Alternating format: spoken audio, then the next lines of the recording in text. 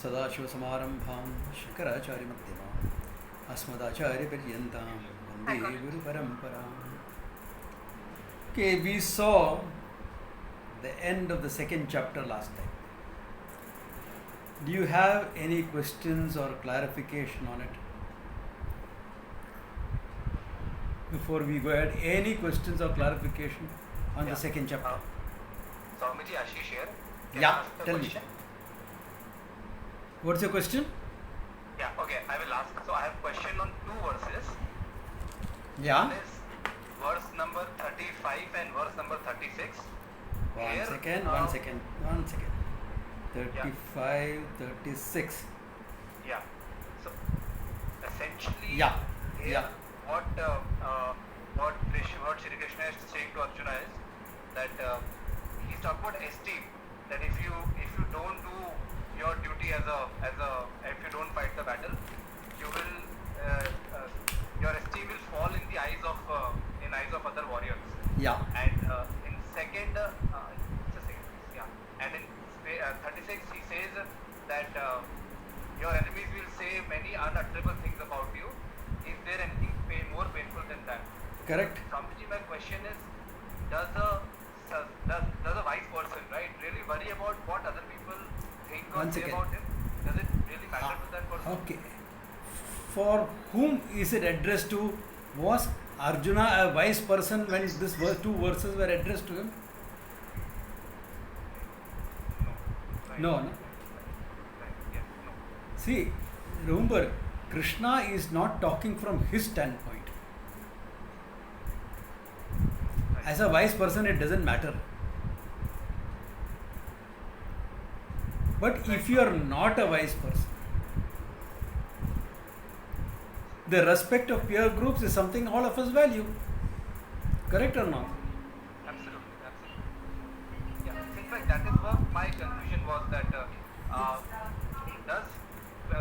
after some time Krishna talks about the wise person. So one. This verse has got nothing to do with the wise person. Okay, just so that I can hear you clearly. This question, this has got nothing to do with your wise person. This, what Krishna is saying, is not to a wise person. Remember, the whole of Gita is addressed to people who are not wise. So, what is your question?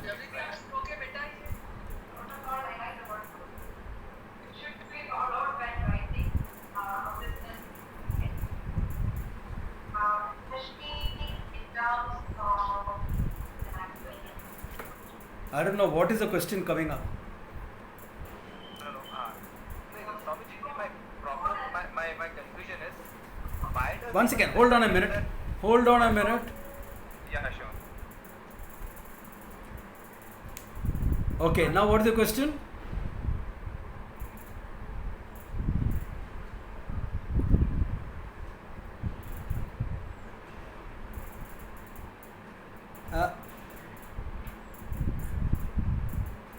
All others who are not asking the question, please mute your mics.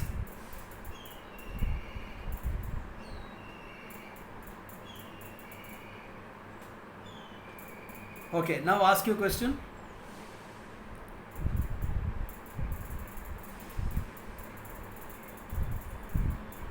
Yeah.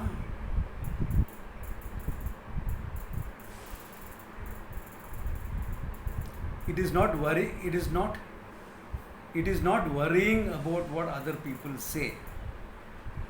This is a supporting argument to the argument of dharma he has given. This is only a supporting argument. That as a person, when you are living a life of dharma, the respect and understanding of your peer group is important. And if you think that your peer group will respect you for this decision, understand that they won't. Are you getting the idea? This is all that Krishna is saying. Yeah. He is not saying worry about what other people say and act accordingly. That is what the modern Indian society now says. Yeah. Yeah. Yeah. What will four people think? Yeah. Yeah. Sure. Okay. Yeah. Shoot.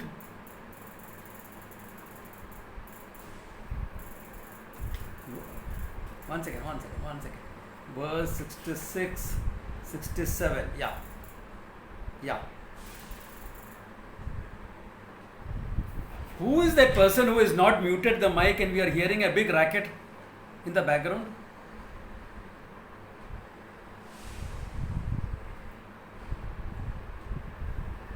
I think now that is happening. Yeah.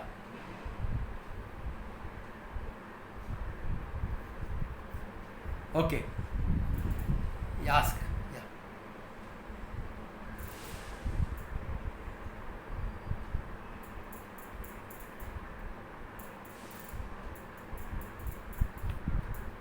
Yeah. Yeah.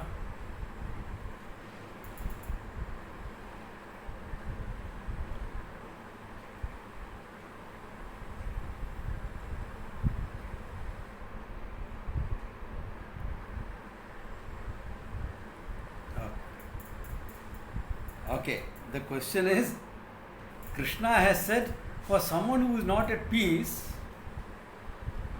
there is no knowledge. At the same time, when you gain Atma Jnanam, self-knowledge, you are completely at peace with yourself. Correct? Yeah. And now here comes the question. What we talked earlier in terms of adhikaritvam, of being a highly qualified student. If you don't know what relative peace is, you are not going to know what absolute peace is. So, this tranquility that Krishna is talking about in this verse is the relative freedom from conflicts that you enjoy as a student. You are a competent student, therefore you enjoy a relative sense of peace. The peace that is born of Karma Yoga, for example. In Vedanta, we will call it Uparati. Karma Yoga Nishtha is called Uparati, as in one of the qualifications of studying Vedanta. So, Uparati also implies the inner peace that you have. It is not the absolute peace of knowing the self. It is a relative peace or Swadharma Nishtha. How do you know that you have done what is necessary, you have taken care of your psychological issues, etc. Therefore, you enjoy a relative peace. That relative peace is the tranquility that Krishna is talking about here. Not the absolute tranquility that comes from Atma Jnana. Clear? Yeah. It's at a relative level. Remember one thing. When you listen to any text on Vedanta, listen, read, whether it is on YouTube or whether it is on a book, Vedanta is all about shifting standpoints. Because the absolute truth is not something away from or apart from the relative truth that we are dealing with. Like I am taking a class here, this is a relative truth, isn't it? This is not the absolute truth. But in the class, what I am dealing with most of the time is the absolute reality. But to understand the absolute reality, you need certain things to be handled in the relative reality. So, this standpoint will keep shifting, and one has to be very alert to this shifting standpoint. Yeah. So, when you hear a verse, there will always be something, hey, how can that be? When you say, how can that be? Understand, it's a shifting standpoint there. This for everyone. Keep attention to that. Pay attention to those shifting standpoints, then things will be a lot clearer. Yeah. That's just a tip to how to study Vedanta. Yeah. Not at all. Anyone else, any other question before we enter the third chapter?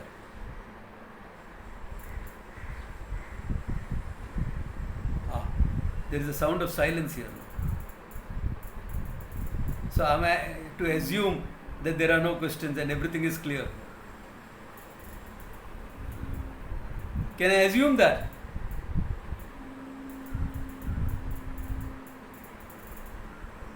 Okay. All right. Yeah. So actually speaking, everything that has to be said has been said in the second chapter.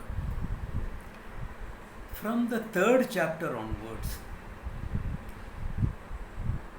it is blowing up the second chapter on a larger canvas. So we will see various topics handled in the second chapter with some more details etc. thrown in, handled over the remaining 16 chapters. Okay. So in the third chapter, he is continuing with the idea of Karma Yoga. Okay. It starts with a question from Arjuna.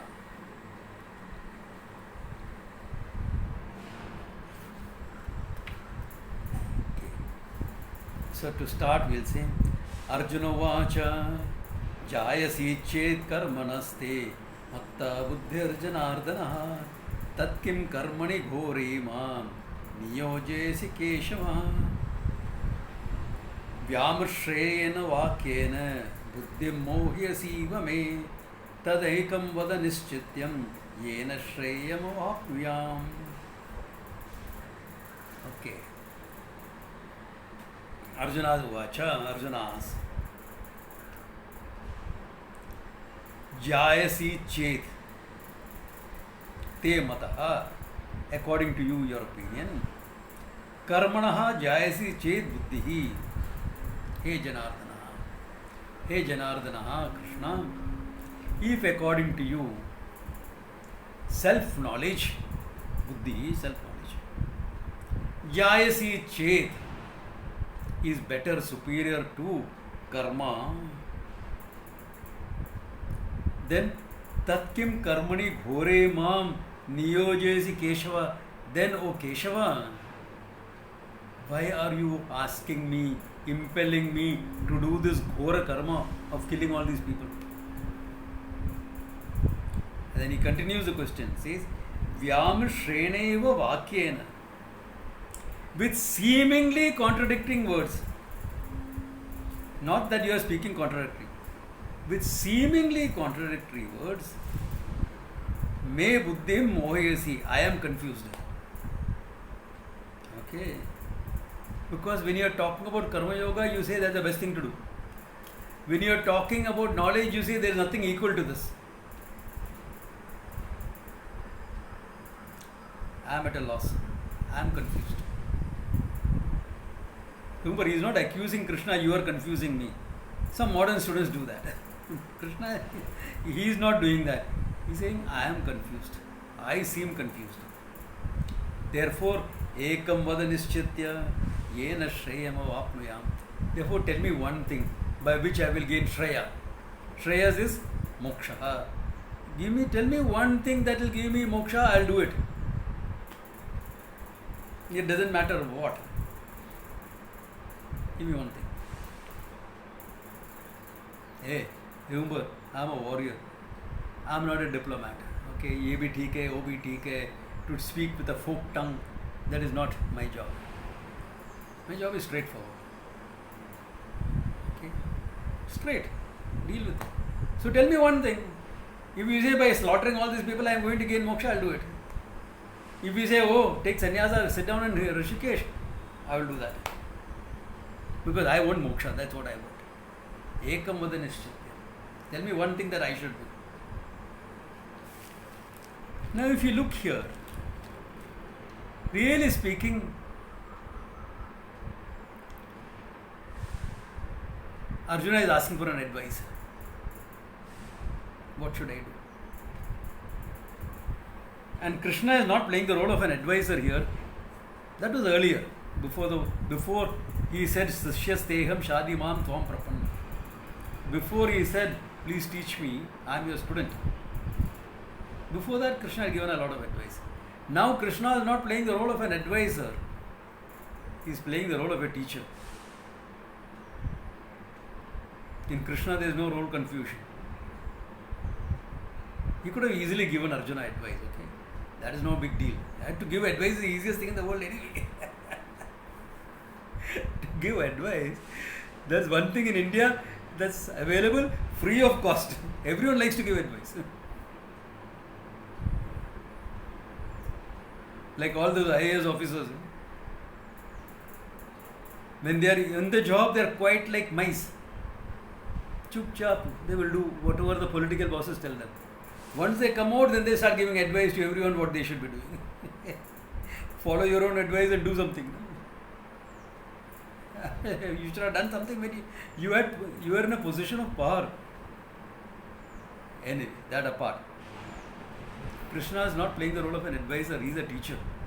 Therefore, he has to make Arjuna understand enough so that Arjuna can make his own decision.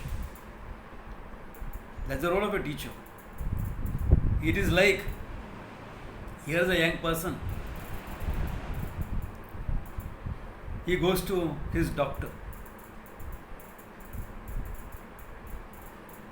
because he is suffering from cough, cold, fever. Dangerous in today's world. Because the moment you are suffering from some cough or cold, you think it is COVID-19. He goes. And the doctor, she examines him.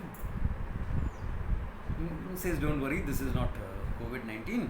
You are having a simple flu. And you give some medication, etc. Advises him what to do. Role of an advisor, consultant.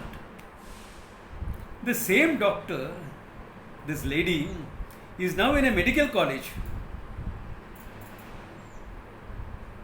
And the same guy who had gone to her for a consultation, now as a student is asking, doctor, the patient is presenting such symptoms. What should I do? Now, she is no more just a consultant. She is a teacher. Therefore, she has to make him understand what are the possibilities, how to eliminate possibilities, come to one diagnosis and treat that. How to go about it. So, similarly here, Krishna's job is not to give an advice. Krishna could have said, hey, shut up, fight this battle. बाद में देखा जाएगा. Could have said that.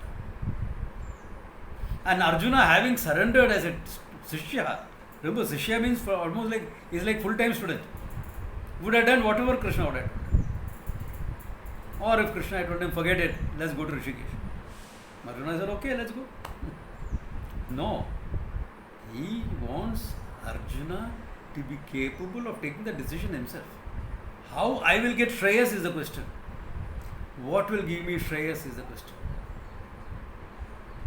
What will give me moksha? So, Krishna doesn't give advice, he teaches. Okay? Because one thing is clear. The problem of bondage is one of self-judgment that I am a finite being. After this initial self-judgment that I am a finite being, I have all sorts of self-judgments upon me. I am useless idiot, I am responsible, I am incapable of doing this, whatever. Our own special ones. But one common underlying judgment of all of us, I am like this only. I am this much only.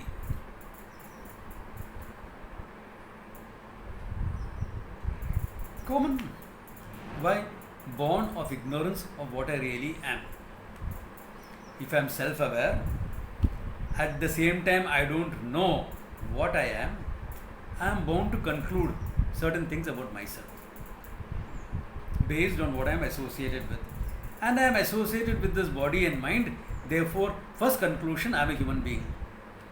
That's not a great solution, that's part of the problem, okay? It's part of the problem. I am a finite being. I am a human being. Then further conclusions will come on top of that. Therefore, that conclusion itself gives me my samsara, my finitude. Therefore, the solution can only be in terms of knowledge. This we have seen elaborately in the second chapter, that the solution to the problem is one of knowledge. Atma Jnanam is the solution for the problem of finitude, for the problem of samsara. This much is clear. Then if Arjuna is asking, what should I do? I am saying, know yourself. Krishna is saying, know yourself. But Arjuna is asking, what should I do? To know yourself, what you should do? Study, listen to your teacher, understand the truth. But Krishna understands that there is a deeper question involved. How should I be living my life?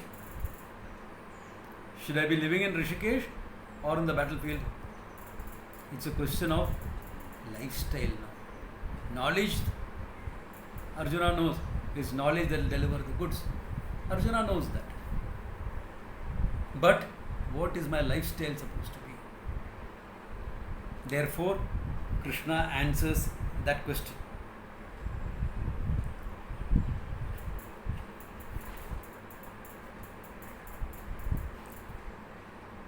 Sri Bhagavan Uvacha Lokesmin Dividha Nishta Pura Prokta Maya Nagha Jnana Yogena Sankhyanam Karma Yogena Yoginam.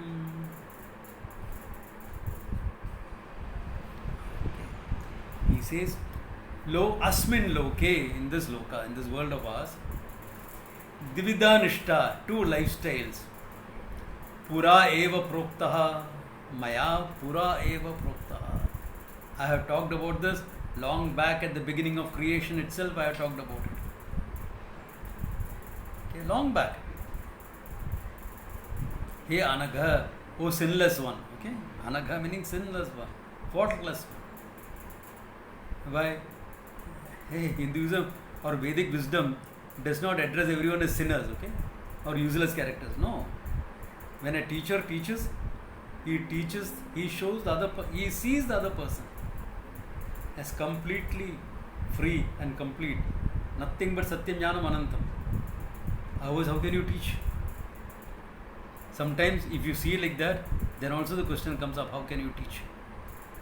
It's an interesting story. In fact, I always notice this about my teacher. When before starting the talk, he will look around and he will always take a couple of minutes to start talking.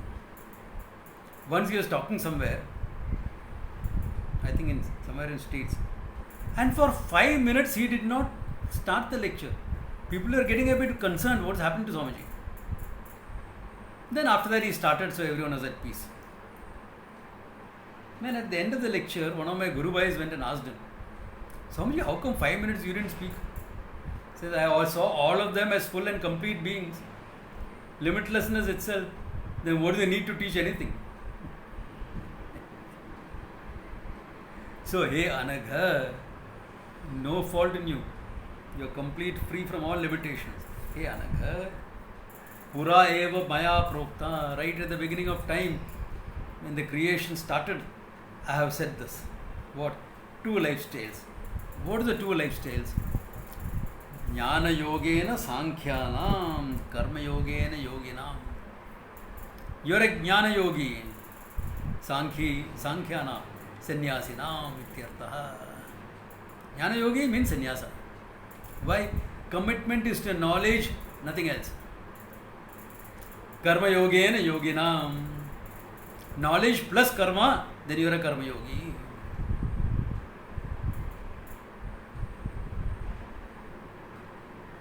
Here I want to clarify some things. All of us have heard when we study the Gita, and this is still going on all over the world, there are 4 paths. Many of you would have heard it. 4 paths. Anybody here who has not heard it? Hello? Guys, anyone here not heard it? You have not heard there are 4 paths. Jnana Yoga, Bhakti Yoga, Karma Yoga, Hatha Yoga. There are a lot of places where you hear this. That's exactly what I'm dealing with now. Okay? This thing goes on. And the logic is, for the intellectual you give Jnana Yoga, for the emotional you will give Bhakti Yoga, for the active you will give Karma Yoga, and one who is good for nothing, all these 3 is not good for, you give Hatha Yoga. poor Hatha Yogi. This is wrong, I am not supporting it. Let me give you a counter argument. This guy is too much in his head, intellectual. Heart is lagging behind. So the intellectual give bhakti yoga. Let the heart catch up with the head. This guy is already, he will melt in bhakti. Make him a little bit this thing. So give him jnana yoga. This guy is already hyper. He is running around like a headless chicken. Give him hatha yoga, quieten him down. This guy good for nothing character, sitting down doing nothing. Give him karma yoga, let him do something. Why not that way? Why not? Makes more sense. No?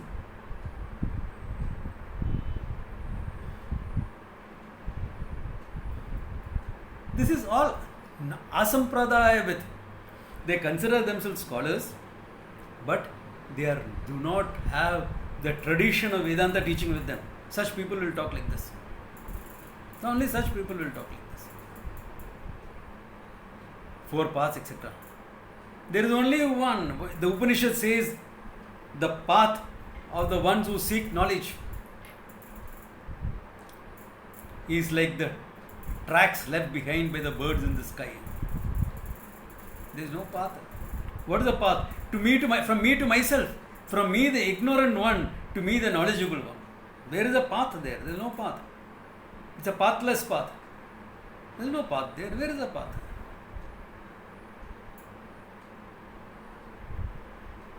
There is a means. Yes, because ignorance is a problem, knowledge is the means. Simple as that.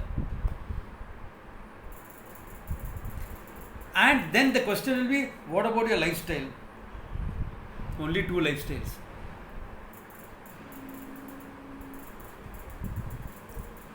Sannyasi or Karma Yogi. There is no other lifestyle.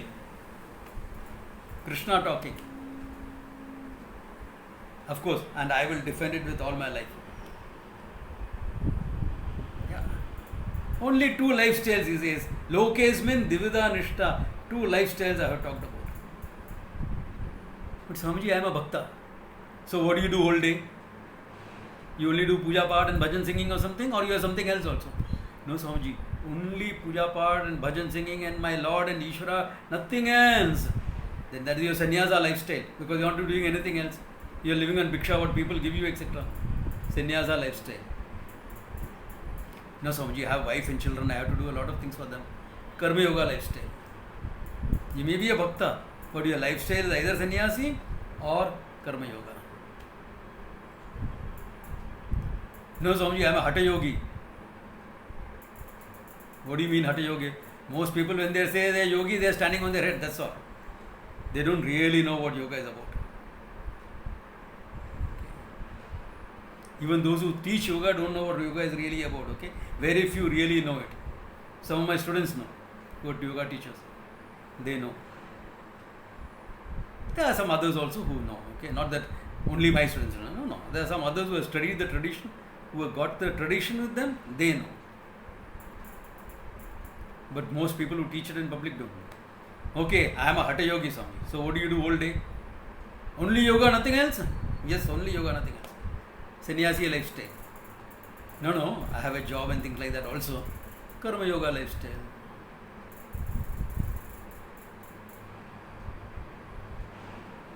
Swamiji, I am a student of Vedanta, I study a lot. So whole day you do only studies?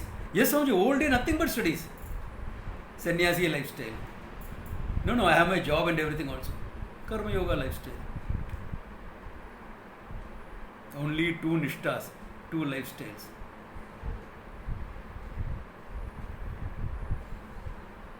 There is no third lifestyle.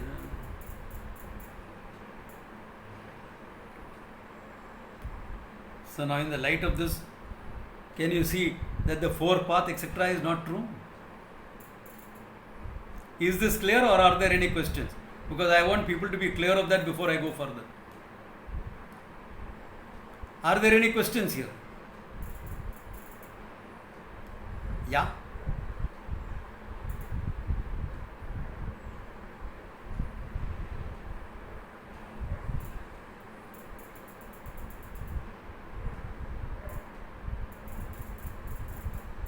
The lifestyle is sannyasa. Yeah.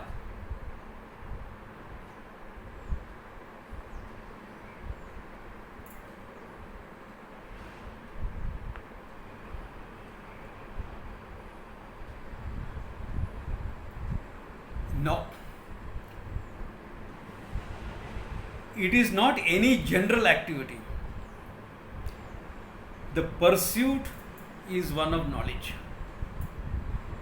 This has to be very clear. The pursuit is one of knowledge. In this pursuit, what is your lifestyle? If your pursuit is only knowledge and you have nothing else to do, then it is a sannyasa lifestyle. Your pursuit is knowledge, but along with that, your family, kids, etc., then your lifestyle is karma yoga. Are you getting the idea? Yeah. Don't say, oh, I am pursuing science, therefore I am a sannyasi. You are a scientist. Maybe absent-minded, but or very present-minded. Okay? You are a scientist because you are pursuing science to the explosion of everything else. You are a scientist. You are not a sannyasi. Sannyasi, karma yogi, etc. comes into the picture only when your goal is moksha. I can't be running around like a headless chicken and say I am a karma yogi. You are a karmata, you are doing a lot of karma, which may be good for the society or a problem for the society. We don't know that, we have to examine. But just by running around, you are not a karma yogi. You may be doing good things also. You may be a social worker who is doing good in the society. Like for example, that actor, Sonu Sood. He spent all his personal money he is spending and helping them immigrants. Great. But that doesn't make him a karma yogi. It makes him a very good, noble human being. A very charitable, helpful, noble human being. Hats off to him. But karma yogi he will become only if he is pursuing moksha. Not otherwise. Nope. Again you are not getting it. What is the means for moksha? What is the means for moksha?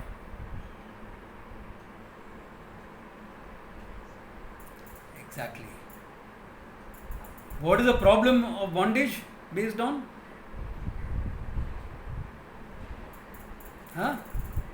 My self-ignorance. Remember what I clarified at the beginning of the class. My self-ignorance is the problem. I don't know myself. Again, listen carefully. I don't know what I really am. I don't know myself as limitless consciousness. Therefore, I take myself to be body, mind, human being. As a human being, I have a problem of finitude. My existential issues of loneliness, isolation, purposelessness, etc. come up. This is what we call samsara. The unwept grief in every human heart. This is samsara. To get rid of the samsara, we try various things. All of them seems to give me some palliative time where I feel okay for some time, but the problem is never gone. So if I am seeking to be free from this problem totally, I need to eliminate the underlying cause, self-ignorance. That is done through knowledge of the self. This knowledge of the self is called Vedanta. Therefore, the problem of bondage is solved by gaining moksha, that is, gaining Atma Jnanam, self-knowledge. For gaining this knowledge, how are you going to live a life? Because it takes some time, no? It's not that you are going to sit in one class and gain knowledge and go. I mean, those students were there once upon a time but I have not met them outside the pages of the Upanishads. Only in Upanishadic stories you have heard of students like that who sat down, listened once and walked away free. I was not like that. I consider myself well established in the knowledge, but I was not like that. One class and I was free. No. I took some time. So all of us are going to take some time. So in that time, what is my lifestyle going to be? Two lifestyles possible. Clear now? Okay. Not at all. Not at all. Yeah. Don't hesitate to ask a question, because if you have this doubt and it continues, none of the remaining chapters will be clear then. Therefore, I am never worried about people asking questions. I am concerned about people not asking questions. Okay? So don't hesitate to ask. Yeah. Don't hesitate to ask. Welcome. Therefore, he says, two lifestyles. Shoot.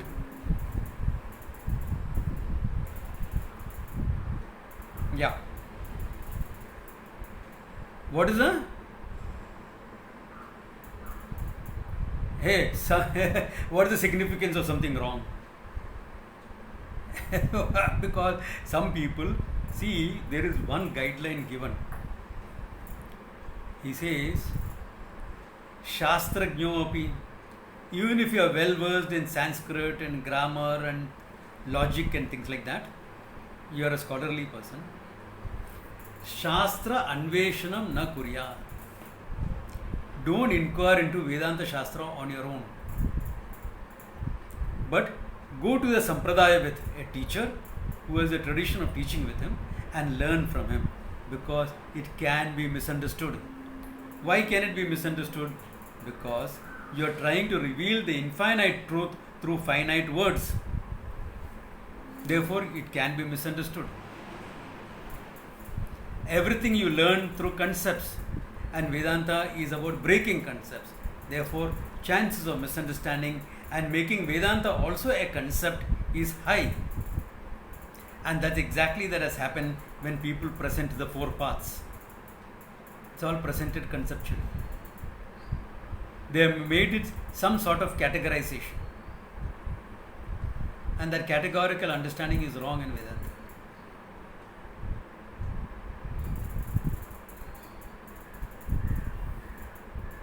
You mean, here is a Jnana Yogi, sannyasi. Okay? Complete whole day, nothing but Jnanam, nothing else. Okay? Do you think he doesn't have bhakti? Do you think a sannyasi who is spending his whole life, whole day, only in the study of the scriptures from some teacher or the other, and helping other students, do you think he does not have bhakti in his heart? Yes or no? Because if he doesn't have bhakti, he cannot live a life of sannyasa. Not possible. Sannyasa is not an easy life.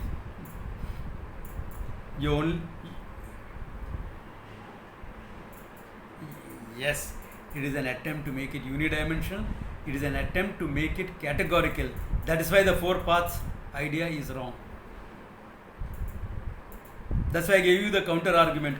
Why are you giving more knowledge to the intellectual? Why don't you make a balanced personality by giving him Bhakti Yoga? That seems more logical. Therefore, that four paths, some English writer trying to study all these things as part of his Indological studies with an air of superiority because they were ruling us at that time, made these statements. And some of us Indians who look up westward idiotically followed them without looking at our own traditions. Now, I am not saying everything Western is wrong, okay? Please. There are a lot of good things in the West, take them. Yeah. But when it comes to the Shastra, stick to the tradition. That's where it will give you clarity of understanding. Therefore, all these things that people say, not true. They can say anything. That doesn't make it true.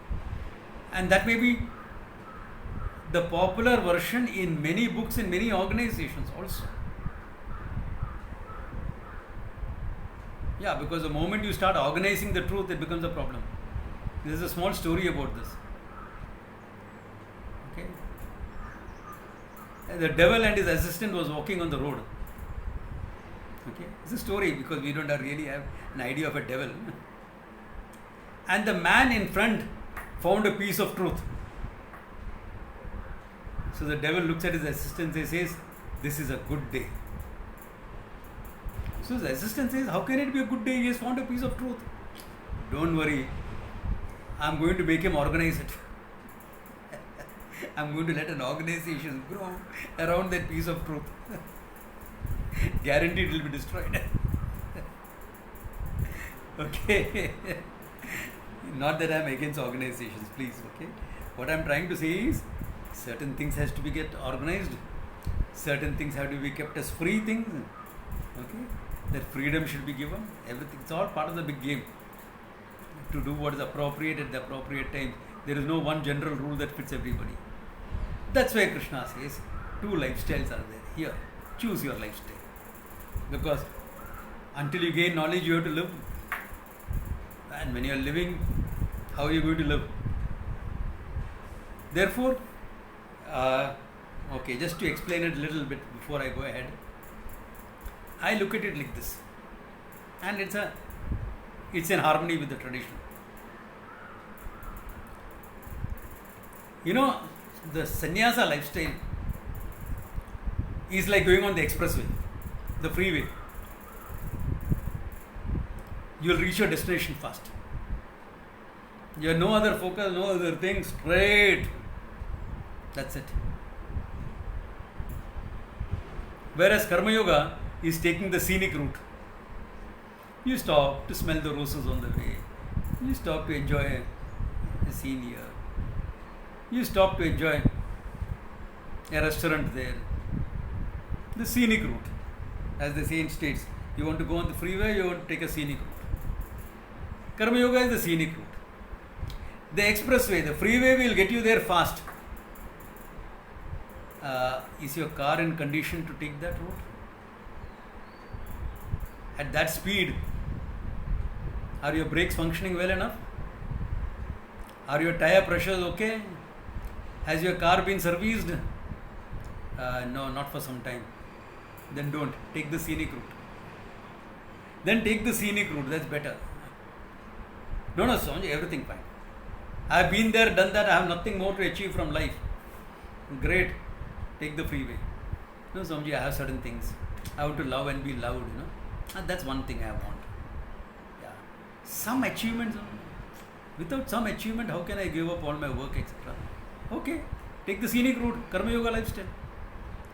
So the choice of lifestyle is not dependent on the goal. Goal is very clear. Everyone wants moksha. Knowledge is the means. That is clear. Now the question is, do you want knowledge to the exclusion of everything else? Because you are not bothered about other things. Been there, done that. You have that statement in Hindi, na? Sau chuhe kha kya? Billi haj par gaya. You are like that. You are done there, been there, done there. Abhi what is left? All these things. Yeah. All this partying, chatting, etc. वो देखा है. वो देखा है. वो देखा, you are young. Yeah, I was young, but I was a sailor. I sailed the 7 seas. I have been there, done everything, nothing more left. No issues. Okay, sannyasa lifestyle. No problems. Knowledge to the exclusion of everything else. No, I'm really curious about love. I really not been in love. You never been in love? No. You're not fit for Vedanta. Go, fall in love. If you survive, come back. What are you saying? You don't know to love one human being, you want to love entire humanity. What nonsense are you talking about? Not ready yet. If you don't know what is love, you are not ready. Like that, you need to have few experiences in life which gets you that emotional maturity necessary to understand Vedanta. Nobody can get all experiences, okay? A dozen lifetimes are not enough for that. Yeah, but some experiences, enough to know what life is about, enough to mature out in life, that much. Therefore, then Karma Yoga is a lifestyle. If you have been there, done that, sannyasa is a lifestyle. Therefore, two very clear-cut lifestyles presented. There is no third. What is the third lifestyle? Either inclusion of everything or exclusion of everything. Knowledge pursuit is common to both.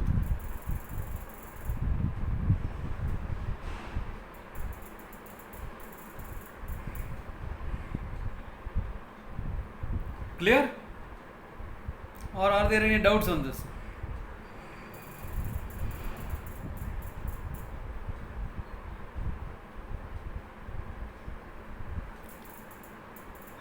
Okay. As we go ahead, we'll understand, we'll see certain things. Okay. The verses also will clarify that. The question was, as we are going ahead, does the Karma Yogi have to take sannyasa? Or can he continue in Karma Yoga and gain this knowledge? Let me put it like this. Karma Yoga is mandatory. You can't escape that. Sannyasa is optional.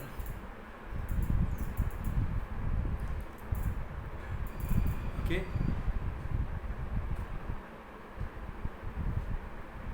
In the sense, you are carrying a life on as a Karma Yogi, and you are also exposing yourself to the truth, and in time it's all clear to you. Then you have a choice, as always. Now, do you want to take sannyasa or do you want to continue as Karma Yogi? Your choice. You can continue as Karma Yoga, not a problem. You can take to sannyasa, not an issue. Because now things are very clear for you, it doesn't matter. It doesn't matter. So there were many people like that. Like he says that also later on, he'll say that Bhishma from the Mahabharata is a classical example. Every time he thought of going, taking sannyasa and studying the truth, some problem or the other came up in the society. First was when, his father went over the waters to marry the fisherman's daughter. Okay. He had to take that vow that I will not marry, so that I will not claim the throne, nor my children will claim the throne. Now what is left for him? The kingdom was stable. The king and queen were there. He says, let me see that a prince is born, a heir is there to the throne, then I'll walk away and take sannyasa. The heir is born, 2 heirs, not 1. Both of them sickly and problematic. The king dies when the kids are still young. Naturally, Satyavati was younger than Bhishma when Shantanu married her. So Shantanu dies. Now Bhishma is saying, I thought I will be able to go and take sannyasa. There is problem in this. The heirs are too young. I have to hold the throne ready, keep the throne ready for them. So even though he had said he will not sit on the throne, he had to take care of it. Kids grew up. Both of them died without leaving a heir behind, even though they were married. Then through Niyoga, Pandu and Dhritarashtra were born. They are very young. So now Bhishma has to wait for them to grow up. He thought sannyasa, but I have to wait for them to grow up. They grew up, one was blind, the other had a curse. So now he has to wait for their children. Their children grew up, they are having a war between each other. Oh, look at poor Bhishma. He wanted to go and take sannyasa. They all knew Bhishma in Mahabharata. They all knew Bhishma was a great statesman, a great scholar, a great warrior. If he rides against you, you have no hope. This was what it was. Nobody knew of Bhishma, the Jnani, the wise person. That they discovered only when he was lying on his deathbed, covered with arrows, looking like a arrow cushion. And Krishna says, there's an ocean of wisdom there. Let's go and learn from him. That time when Bhishma talks in the Bhishma Parva of the Mahabharata, that is when people realize what a great Jnani he was. What a great wise man in terms of self-knowledge also he was. So, classical case of someone all his life lived a life of Karma Yoga and gained that wisdom. There are plenty of people like that. There are some of my Guru Bhais in India and the West both.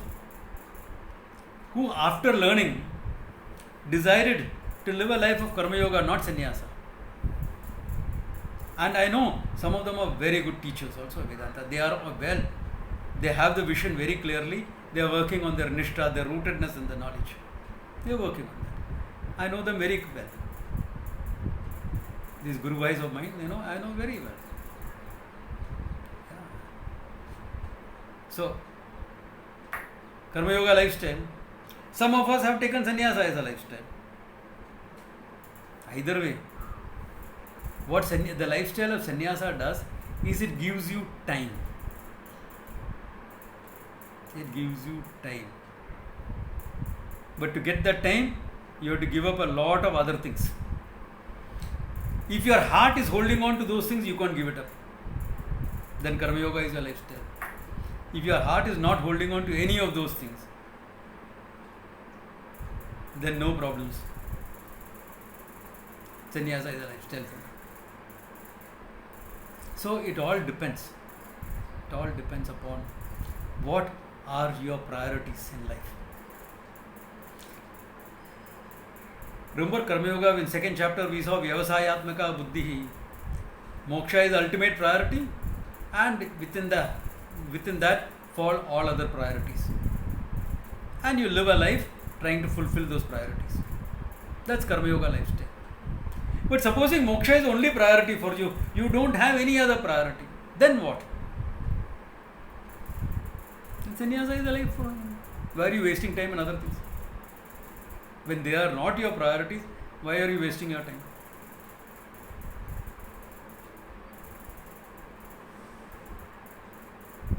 Is what I am saying clear to you or not clear?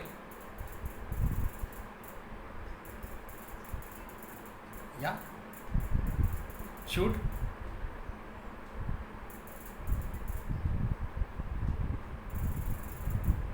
Yeah. Yeah? Yeah.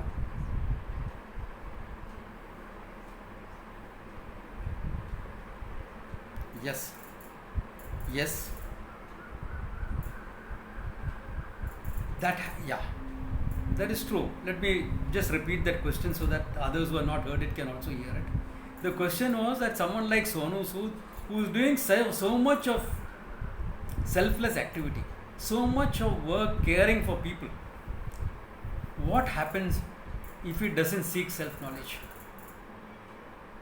Tragic. I would say tragic, because he's such a wonderful person. He deserves this knowledge. But sometimes people who do good, who are very noble people, also may not have had the good fortune to get exposure to something like this, and therefore understand that there is a deeper thing that has to be done. That's one of the most unfortunate things. That is why in Viveka Chudamani, there is a text like Viveka Chudamani written by Adi Shankara himself, Bhagwan Shankara Bhagavad, he has written it. He says 3 things are very difficult in this world, and they are achieved only through God's grace. He says, Manushyatvam, Mumukshutvam, Mahapurusha Samashraya. Manushyatvam, a human birth. Because only in a human birth is there freedom of choice. Only when there is freedom of choice, karma, karma phala, etc. has meaning. Only if there is freedom of choice has moksha a meaning, because you have to choose it. Manushyatvam. Mumukshutvam, the desire for moksha. The desire for moksha. Many people, those who do all the good things also, have not discerned the problem. That the problem is one of finitude. What drives me to do good things is also my sense of finitude. I cannot stand the plight of people suffering. It's too much for me to take. Why is it too much for you to take? Because you're a noble person, definitely, and a finite being. Therefore, you feel their pain. Their empathy is good, very good, excellent. Everyone works for their empathy. They are feeling that pain, and that pain becomes your pain. That is finitude. Whereas a lot of my Guru Bhais, Some of my Guru Bhais who are sannyasis. A lot of my. If you want to play with your child, please turn off that mic of yours. Turn off that mic of yours if you are going to play with your child or grandchild, please. Yeah. Therefore, if there is goodness in the person, all right. But if you don't have the desire for moksha, if you have not discerned the problem, that is tragic. Some have discerned the problem, all right, but they have not come to a guru. Mahapurusha, Samashraya, has a wise person agreed to teach you? Says these three things are gained only by God's grace. So, good people, selfless people also have to discern the problem and go and learn from someone. They are very noble souls. I am sure in many ways they will gain the knowledge fast, because a lot of their mind is already prepared. That the heart is open to embrace the world. Therefore, it will be easier for them in some ways. But they have to make the choice. I know many good noble souls who say, no, moksha is not for me. I want to do more of this type of things. I don't want to even come towards studies. I say, don't study from me. I'm your buddy, I'm your friend. You can't study from me. You can't see me as a teacher. That's okay. Study from others. Study from my teacher. In fact, some of them I said, study from my teacher when you are still before a samadhi. Study from him. You can relate to him, all right. You are my buddy and he is my guru. Therefore, you know he is fine. But they couldn't. They were too caught up in what they were doing. Pity. Now what to do? You can't do anything about it. Don't try to convince people and convert people. Yeah, make them awareful that something like this is available. That much is important. Make them awareful of it. But after that, leave it to them. Leave it to them. Each one will come to this knowledge in their own time. Nobody can be pushed. Nobody can be pushed.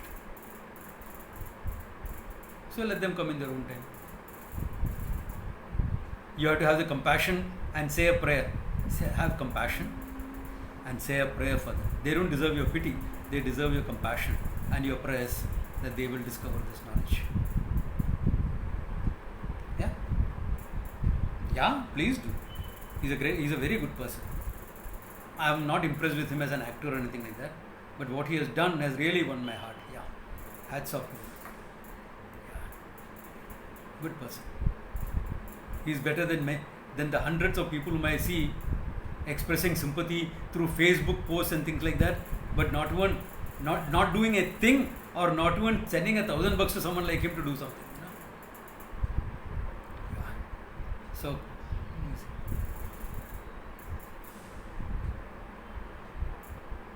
yeah, I don't remember the verse number as such. It comes somewhere in the beginning, within the first 30 verses. It's there. Yeah. Meme evetat vigraha hetukam Mahapurusha Samashraya. Yes, please quote. We are happy to. The Shastra belongs to one who masters it with love. Okay, so you have studied it with love, it's yours. Okay, yeah.